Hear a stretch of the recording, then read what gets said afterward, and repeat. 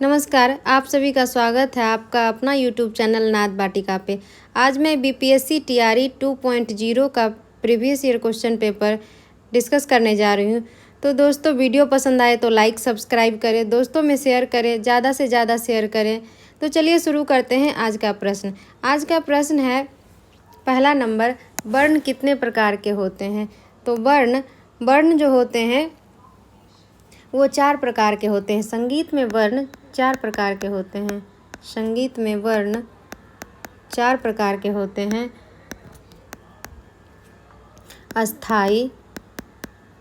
अस्थाई वर्ण, आरोही वर्ण,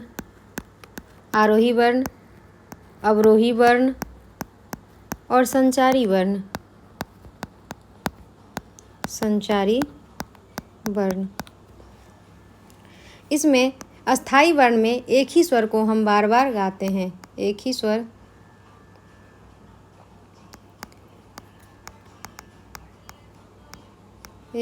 को बार बार। आरोही स्वर के बढ़ते क्रम को आरोही कहते हैं। उतरते क्रम को हम स्वर जब ऊपर से नीचे की तरफ आता है तो उसे हम अवरोही कहते हैं। और तीनों के मिश्रण को हम संचारी वर्ण कहते हैं।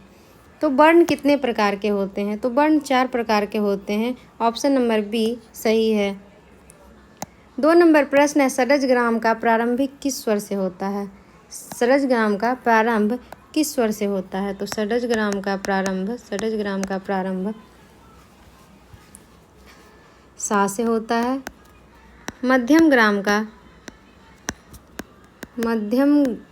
का म से और गंधार या उसी को निषाद ग्राम कहते हैं,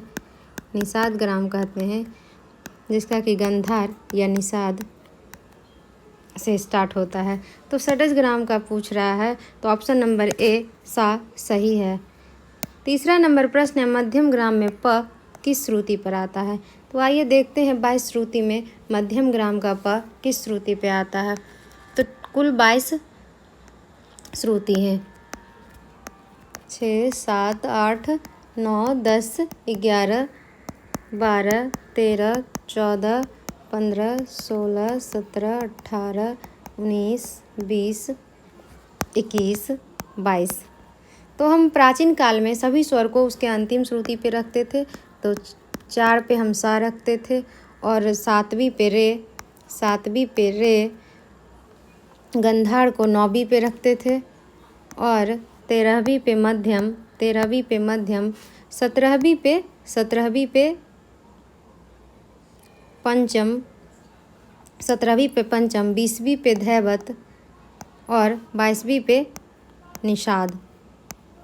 मध्यम ग्राम में एक श्रुति हम नीचे 16वीं पे रखते थे, इसी को प्रमाण श्रुति नाम दिया गया। तो मध्यम ग्राम में हम 16वीं श्रुति पे पंचम को स्थापित करते थे, उसी को हम प्रमाण श्रुति कहते हैं। तो ऑप्शन नंबर बी 16 सही है। 4 नंबर प्रश्न है, मूर्छना में स्वरों का क्रम होता है। तो मूर्छना में स्वरों का क्रम क्रमानुसार होता है। स्वरों को क्रमानुसार आरोह अवरोह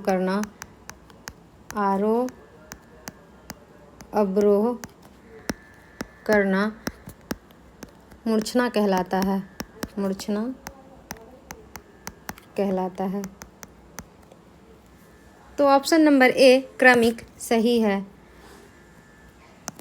5 नंबर प्रश्न है, इस चिन्ह किस अलंकरण के लिए प्रयुक्त होता है। ऑप्शन है गमक, घसीट, कृंतन, एक से अधिक, इनमें से कोई नहीं। तो ये जो चिन्ह है, ऐसे तो हम नीचे लकीर, किसी भी स्वर के हम नीचे लकीर लगाने से कोमल स्वर हो जाता है। इनमें से किसी का भी साइन नहीं है। तो इसका आंसर ऑप्शन नंबर ई, इनमें से कोई नहीं सही है। 6ठा नंबर प्रश्न है, कण के कितने प्रकार होते हैं। कण के 2 प्रकार होते हैं। एक होता है अनुलग्न और एक होता है पूर्व लग्न। पूर्व लग में हम स्वर के पूर्व लगाते हैं और अनुलग्न में स्वर के हम बाद लगाते हैं कन। तो ये क्या होता है, अनुलग्न और पूर्वलग्न कन। अनुलग्न में हम बाद में लगाते हैं और पूर्वलग्न में हम स्वर से पहले लगाते हैं। तो ऑप्शन नंबर बी 2 सही है। 7 नंबर प्रश्न है, सा डैश रे डैश रे डैश लय का कौन सा प्रकार है। क्वार, बियार, आर। आर जो होते हैं वो डेढ़ गुण होते हैं, डेढ़ गुण होते हैं। ये जो दिया हुआ है स्वर, ये आर का साइन है। ऑप्शन नंबर सी सही है। क्वार जो होता है, क्वार सवागुण होता है, सवागुण होता है, सवागुण। और बियार पौने 2 गुण, बियार पौने 2 गुण। इस प्रश्न का आंसर ऑप्शन नंबर सी आर सही है। 8 नंबर प्रश्न है, किस ताल की प्रथम मात्रा पर खाली होता है। तो रूपक ताल की प्रथम मात्रा पर खाली होता है। 6 मात्रा का ताल है जिसमें कि विभाग 3 होते हैं। ताली 4 और 6 पे ताली होता है और खाली जो होता है 1 पे। एकमात्र ताल है जिसे खाली से शुरू होता है, तो वो रूपक ताल है। ऑप्शन नंबर सी सही है। 9 नंबर प्रश्न है, समय सिद्धांत में कितने प्रहर होते हैं। तो समय सिद्धांत में कुल 8 प्रहर होते हैं, कुल 8 प्रहर होते हैं। ऑप्शन नंबर बी सही है। 10 नंबर प्रश्न है, भातखंडे कृत क्रमिक पुस्तक मालिका के कितने भाग हैं। तो भातखंडे क्रमिक पुस्तक मालिका के कुल 6 भाग हैं, कुल 6 भाग हैं। भातखंडे का और भी बुक है जैसे कि अभिनव राग मंजरी, अभिनव राग मंजरी, श्रीमल्लक्ष संगीतम, श्रीमल्लक्ष संगीतम। क्रमिक पुस्तक मालिका का भाग पूछ रहा है, तो ऑप्शन नंबर सी 6 सही है। 11 नंबर प्रश्न है, राग भैरव का गायन समय। राग भैरव, तो राग भैरव जो होता है वो प्रातः काल में गाते हैं, प्रातः काल में गाते हैं। भैरव थाट का राग है, थाट इसका भैरव है। बादी, बादी इसका धैवत होता है, धैवत। और संवादी इस राग का ऋषभ। कर्नाटक संगीत में इस राग को हम माया मालव गौर के नाम से जानते हैं, माया मालव गौर। प्रश्न कह रहा है राग भैरव का गायन समय। तो राग भैरव का गायन समय प्रातः काल सही है। Option number A. 12 नंबर प्रश्न है, संगीत परिजात के लेखक का नाम है। संगीत परिजात के लेखक का नाम अहोबल है। अहोबल कृत संगीत परिजात जो 1650 ईस्वी में सदी में लिखा गया। पुंडरीक विट्ठल का भी बहुत सारे ग्रंथ हैं जैसे कि सद्राग चंद्रोदय, सद्राग चंद्रोदय, रागमाला, रागमाला, रागमंजरी, रागमंजरी, नर्तक निर्णय, नर्तक निर्णय, ये सब पुंडरीक विट्ठल का ग्रंथ है। संगीत परिजात के लेखक अहोबल हैं। ऑप्शन नंबर ए सही है। 13 नंबर प्रश्न है, संगीत रत्नाकर में कितने अध्याय हैं। संगीत रत्नाकर में कुल 7 अध्याय हैं जिसे सप्ताध्यायी भी कहा जाता है। कुल 7 अध्याय हैं जिसे सप्ताध्यायी कहा जाता है। पहला है स्वरगता अध्याय, स्वरगता अध्याय।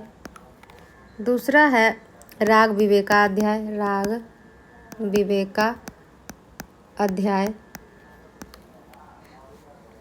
प्रकीर्ण अध्याय, प्रकीर्ण अध्याय। प्रबंध अध्याय, प्रबंध अध्याय। ताल अध्याय, बाद अध्याय, बाद अध्याय। नर्तन अध्याय। इसे सप्ताध्यायी भी कहा जाता है। ऑप्शन नंबर बी 7 सही है। 14 नंबर प्रश्न है, प्रकीर्ण अध्याय किस पुस्तक का अंग है। तो प्रकीर्ण अध्याय संगीत रत्नाकर का है। ऑप्शन नंबर ए सही है, जो कि सारंग देवकृत संगीत रत्नाकर ग्रंथ है। 15 नंबर प्रश्न है, तानसेन किस काल के गायक थे। तानसेन मध्यकाल के गायक थे, मध्यकाल के गायक थे जो अकबर के दरबारी कवि थे, अकबर के दरबारी संगीतज्ञ थे, दरबारी संगीतज्ञ। तानसेन को गोबरहार वाणी का संस्थापक भी इन्हें माना जाता है, तानसेन को। और तानसेन जो थे वो बहुत सारे राग का आविष्कार किए, जैसे कि राग दरबारी, मियाँ मल्हार,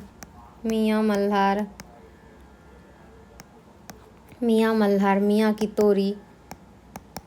की तोरी। इस तरह से तानसेन को संगीत में बहुत बड़ा योगदान है।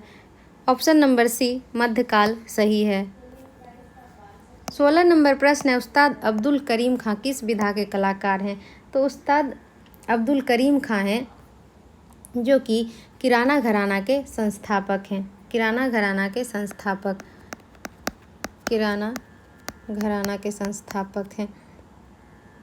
किराना घराना का कुछ विशेषता है, जैसे कि आलाप प्रधान गायकी वहाँ किराना घराना में करते हैं। स्वर लगाने का भावपूर्ण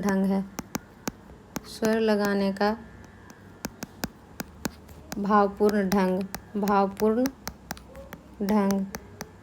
विलंबित लय प्रधान गायकी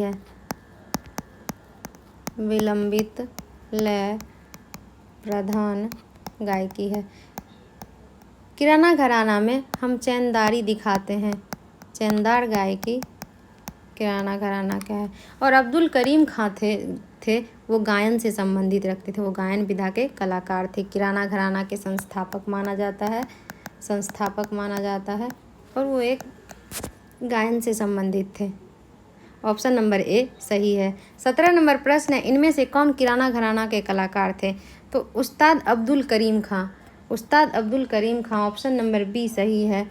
और बहुत सारे कलाकार हैं किराना घराना के, जैसे कि पंडित भीमसेन जोशी,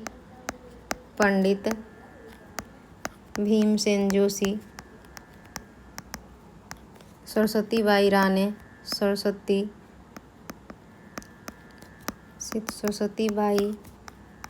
राणे, गंगूबाई हंगल,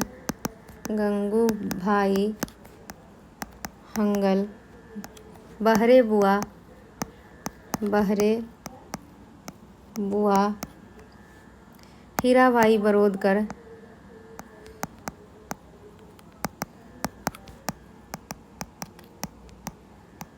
ये सारे किराना घराना के संस्थापक हैं। इनमें से पूछ रहा है उस्ताद फयाज खां, अब्दुल करीम खां, पंडित कृष्णराव पंडित फयाज खां आगरा घराने के थे और किराना घराना के संस्थापक उस्ताद अब्दुल करीम खां सही हैं।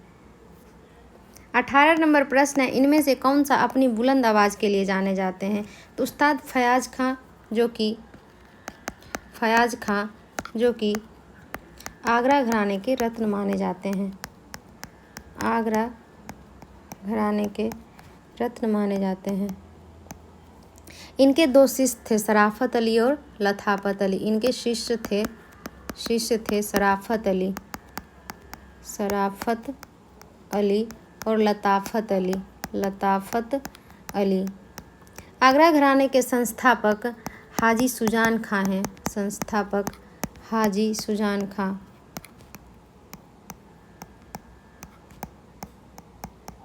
लेकिन इसमें पूछ रहा है बुलंद आवाज़ के लिए जाने जाते थे, तो उस्ताद फयाज खां थे जो बुलंद आवाज़ के लिए जाने जाते थे। ऑप्शन नंबर ए सही है। 19 नंबर प्रश्न है, इनमें से कौन बांसुरी वादक थे? उस्ताद अब्दुल करीम खां, पन्ना लाल घोष, शिव कुमार शर्मा। तो पन्ना लाल घोष उस्ताद पन्ना लाल घोष ये बांसुरी वादक थे। ऑप्शन नंबर बी सही है।